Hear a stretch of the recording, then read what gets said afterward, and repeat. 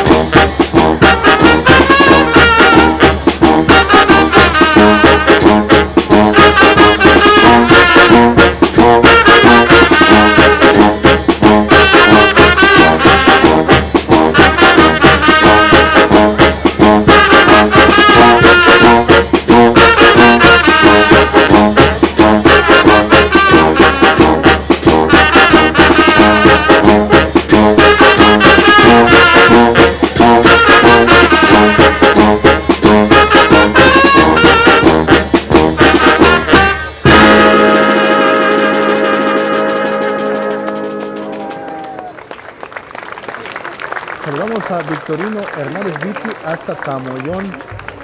Vamos ahora Primero con Gauta Hidalgo, el dice tema que gane libre la de la mejor. banda Abrazo Brillante para 7. Victorino Hernández.